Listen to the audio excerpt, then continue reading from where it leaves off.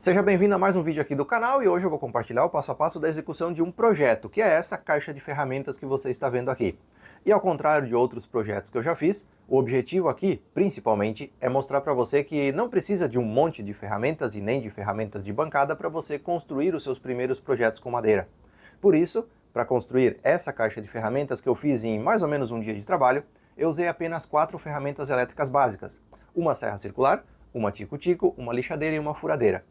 Daria para eliminar uma das serras, a depender de como você quer o formato layout da sua caixa de ferramentas. Mas eu usei todas elas porque eu queria, além de fazer encaixes nas peças de madeira, também fazer essas curvas aqui para fugir um pouco do layout quadradão da caixa. Então a partir de agora eu vou te mostrar o passo a passo e eu espero que esse vídeo sirva de inspiração para você que acha que precisa de uma tonelada de ferramentas para começar a fazer seus primeiros projetos. Na verdade, tudo o que você precisa são de algumas ferramentas básicas e vontade de fazer as coisas. E é isso que eu vou te mostrar a partir de agora.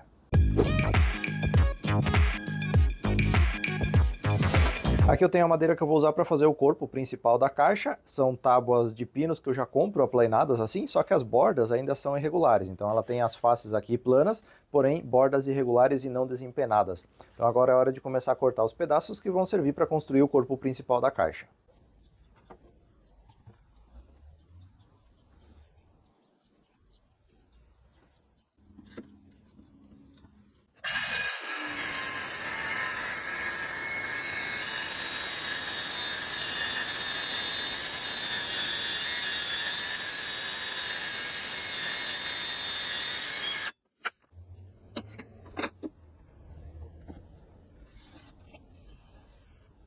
Uma explicação rápida sobre essa usinagem inicial das madeiras. Eu tenho peças aplainadas, mas com as bordas irregulares. Então a primeira coisa que eu estou fazendo é cortar uma das bordas reta para ter uma superfície de referência. A partir dessa borda reta, eu consigo marcar paralelamente o tamanho, a largura da tábua que eu preciso para fazer o segundo corte e tirar as peças no tamanho adequado para o meu projeto. E depois eu vou cortar no sentido do comprimento, usando essas bordas que estão paralelas entre si como apoio para o esquadro, para marcar o esquadro das pontas. Então primeiro cortando uma ponta no esquadro, para conseguir a partir dessa ponta fazer os demais cortes, e depois cortar todas as peças com o esquadro perfeito entre todas as bordas e pontas. Então basicamente isso tudo feito com a serra de trilho, usando o esquadro para marcação e apoiando o trilho em cima das marcações que foram feitas.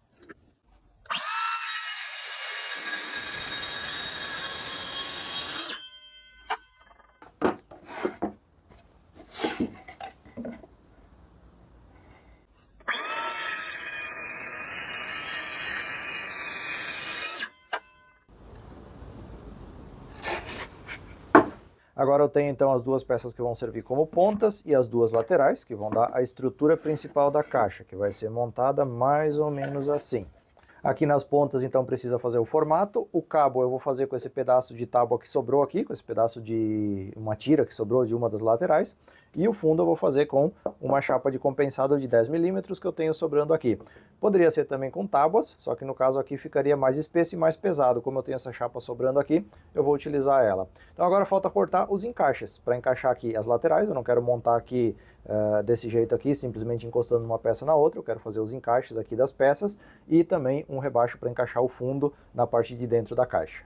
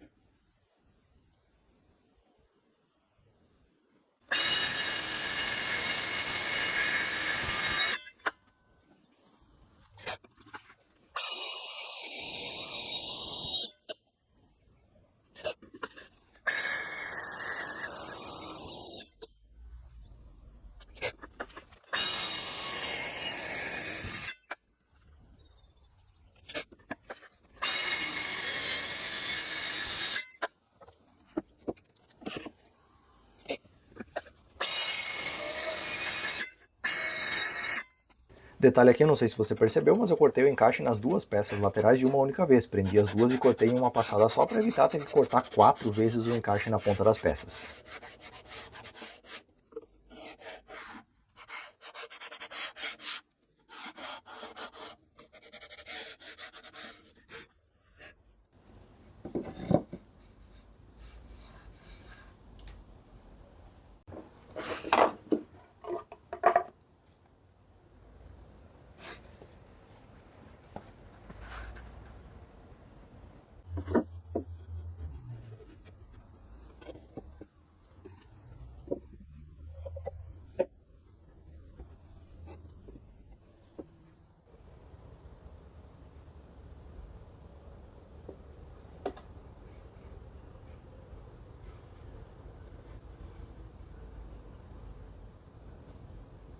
Agora eu preciso fazer um encaixe, um rasgo aqui para encaixar o compensado que vai servir de fundo da minha caixa. Como eu estou com a serra configurada já para a profundidade do corte do encaixe que eu fiz na ponta, eu vou aproveitar essa configuração para fazer esse rasgo nessa mesma profundidade. E como eu preciso fazer nas 4 peças, nas duas laterais e nas duas pontas, eu vou usar o esquadro combinado para posicionar o trilho aqui, para garantir que eu consiga um alinhamento mais uniforme nas 4 peças que eu preciso fazer o rebaixo. Então eu vou fazer a primeira passada usando aqui o esquadro combinado e depois a última passada também. Daí as intermediárias são aleatórias só para remover o material.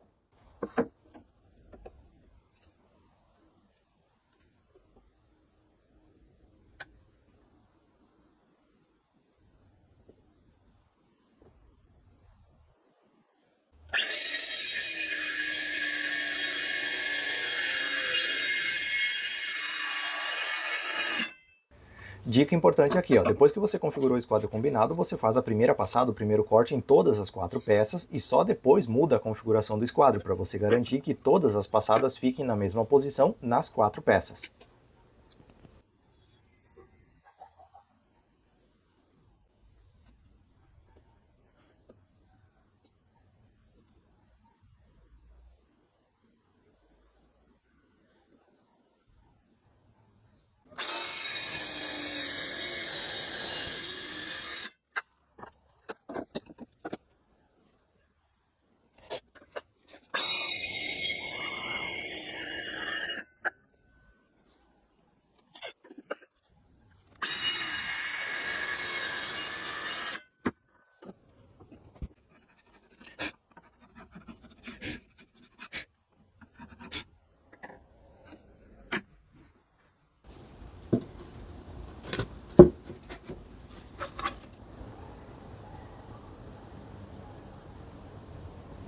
Agora, para cortar a chapa que vai servir de fundo aqui no tamanho correto, eu coloquei aqui as pontas e uma das laterais e eu vou marcar aqui por dentro do encaixe o limite do tamanho.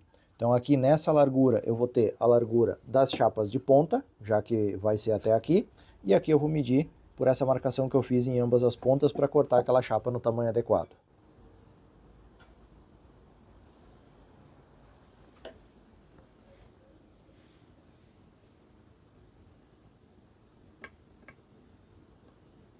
Então a largura aqui eu tenho 22 centímetros, eu vou cortar um pouquinho menos para ele encaixar com uma certa folga. Então eu vou cortar aqui 21,9, eu vou deixar 1 milímetro de folga, 22 de largura, e aqui o comprimento vai ser de uma marca até a outra, que vai dar 43, então eu vou descontar 1, 42,9. Então eu vou ter 42,9 por 21,9 o tamanho do fundo aqui que eu vou usar.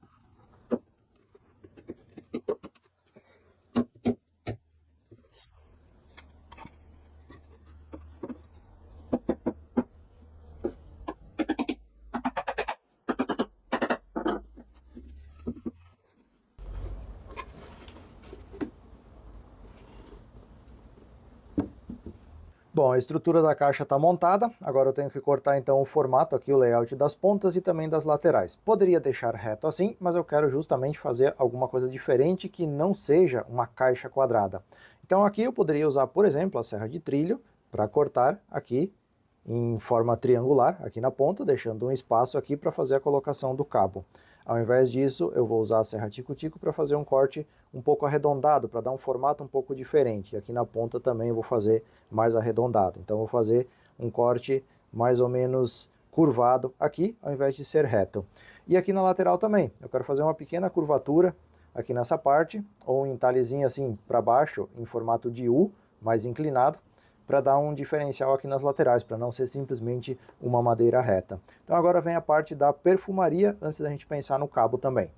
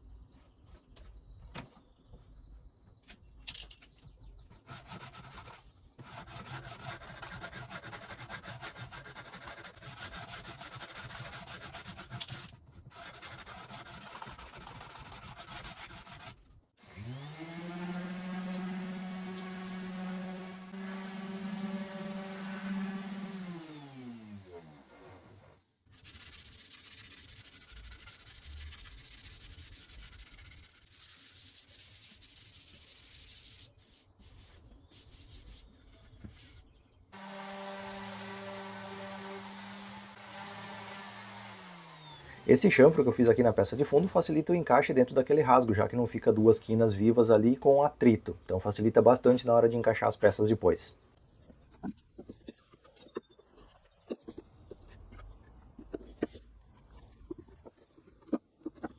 Agora, antes da montagem final, então comentando rapidamente alguns detalhes aqui. Aqui nas laterais eu não vou usar parafusos, tá? Eu vou fazer a colagem, quando a cola estiver seca eu vou inserir cavilhas aqui nessa lateral para fazer o reforço, deixando as cavilhas aparentes aqui nessas pontas, nessas bordas. E para fazer a colocação do cabo, você viu que eu não fiz nenhum tipo de rebaixo, nenhum tipo de encaixe, justamente porque eu vou usar esse mesmo sistema de fixação. Então eu vou fazer o cabo que ele encoste aqui, e de fora para dentro eu vou transpassar 2 cavilhas para fazer o reforço do cabo aqui posteriormente. Então vai ter aqui a tábua que vai servir de cabo, que vai ser dado o formato, possivelmente assim, como aqui na parte lateral. E daí depois que ele estiver colocado aqui, eu vou transpassar de fora para dentro 2 cavilhas para fazer o reforço. Como essa caixa aqui não vai ser para carregar peso excessivo, isso aqui vai ser mais do que suficiente para manter tudo estruturalmente no lugar durante o uso da caixa.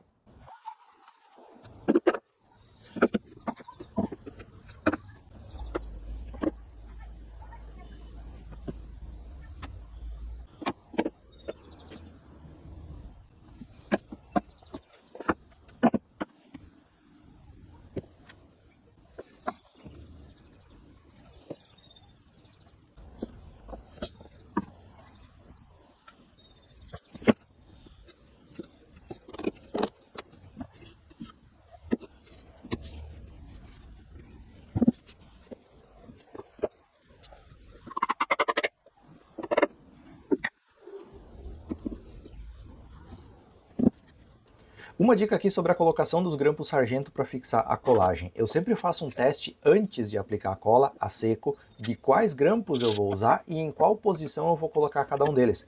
Porque depois que a cola está aplicada, eu não posso perder tempo com isso. Eu não posso, por exemplo, chegar para colocar um grampo e ter outro no lugar atrapalhando a fixação ou posicionamento daquele. Então eu sempre faço um teste antes para garantir que na hora da colagem o processo seja o mais rápido e perfeito possível.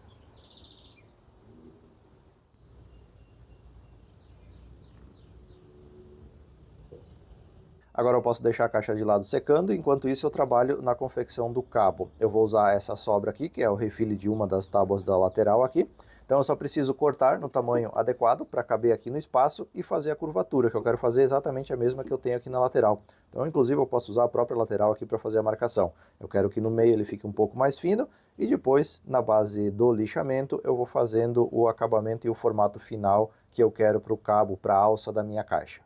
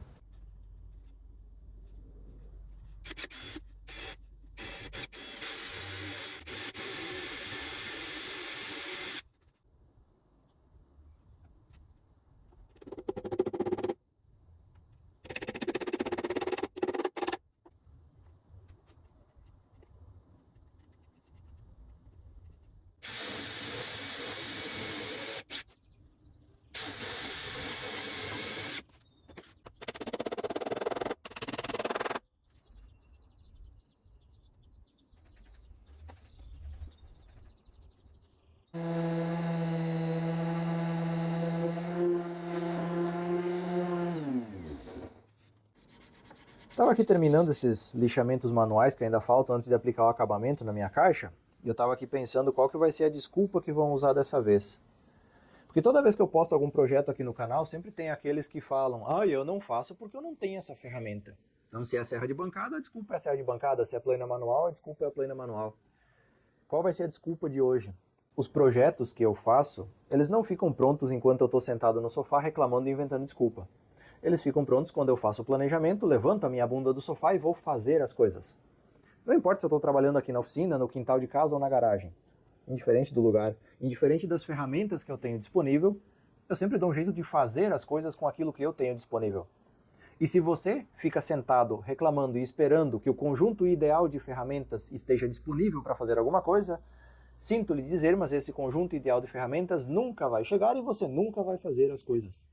Então para de inventar desculpa e começa a fazer projetos.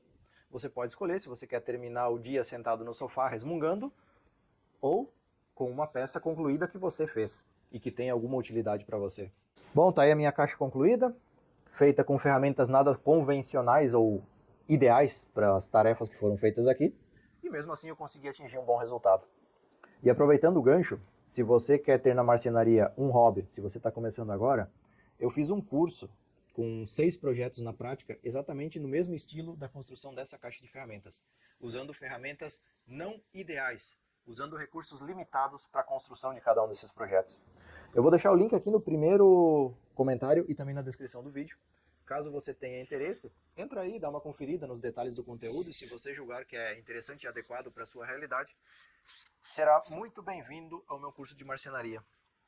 E fica bem tranquilo, tá? Se você não gostar do conteúdo, se você achar que você não conseguiu evoluir em nada depois de assistir as minhas aulas, eu estou oferecendo 30 dias de garantia. Tá? Isso quer dizer que você tem 30 dias para pedir o seu dinheiro de volta caso você não goste do conteúdo. E agora eu preciso pensar ainda no acabamento que eu vou usar, finalizar minha peça e terminar meu dia. Satisfeito com mais um projeto concluído. Bom, acabei optando por um acabamento à base de cera. O que eu estou usando aqui é uma cera pigmentada. Já mostrei a receita dessa cera aqui no canal também, para quem tiver interesse. Eu vou fazer uma aplicação, vou deixar absorvendo por um tempo nessa madeira e depois eu vou usar um pano seco para lustrar, para remover o excesso e lustrar essa cera na superfície.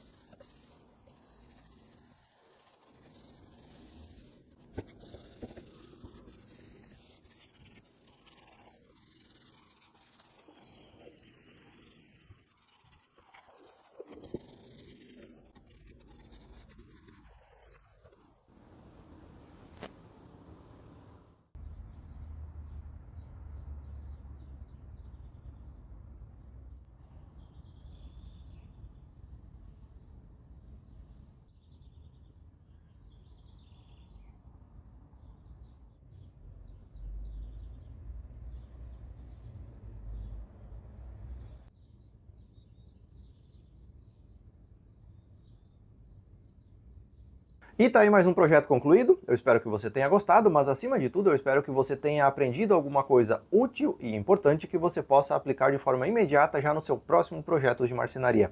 Caso você tenha alguma dúvida, crítica, sugestão, elogio, sinta-se à vontade para deixar um comentário aqui.